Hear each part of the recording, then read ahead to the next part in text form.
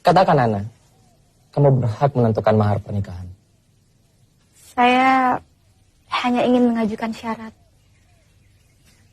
Dan syarat ini menjadi sahnya akad nikah. Keseluruhan diri saya akan menjadi halal kalau syarat ini dipenuhi, Mas Furqan. Apa syaratnya? Pertama, setelah menikah, saya harus tetap tinggal di sini, di lingkungan pesantren.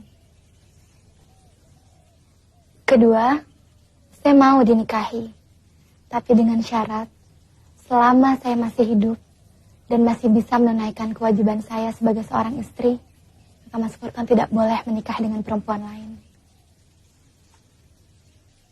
Pak Kiai, apa syarat-syarat itu tidak mengada-ada? Tidak, sama sekali tidak.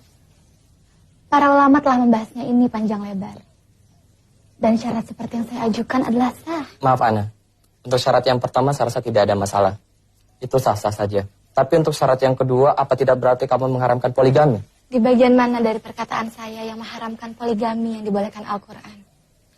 Mas Furqan mau menikah sekaligus dengan 4 orang perempuan, itu hak Mas Furqan. Tidak ada masalah buat saya. Tapi itu artinya bukan saya yang menjadi salah satu istri Mas. Persyaratan saya bisa dianalogikan dengan misalnya setelah menikah, Mas Furqan tidak boleh makan jengkol karena saya tidak suka baunya. Lalu apa itu berarti saya mengharamkan jengkol? Saya hanya mengajukan syarat yang menurut saya bermanfaat untuk saya dan anak-anak saya. Dengan syarat seperti ini sama sekali Mas Furqan tidak dirugikan. Sebab Mas Furqan hanya tidak boleh menikah dengan perempuan lain selama saya masih hidup dan masih bisa menunaikan kewajiban saya sebagai seorang istri. Kecuali kalau saya sakit menahun dan tidak bisa menunaikan kewajiban saya.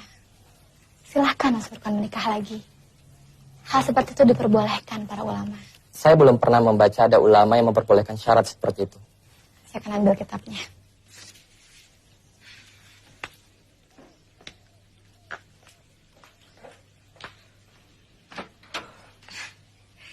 Silahkan diminum, Pak. Silahkan, Pak. Kuenya juga dicicipi. Kue-kue ini khusus loh, cuma ada di Seraten. Silahkan, Pak. Makasih. Iya, terima kasih. Saya senang ada keterbukaan seperti ini. Ini juz 7 dari kitab Al-Mughni karya Ibnu Qudamah. Silakan baca halaman 93.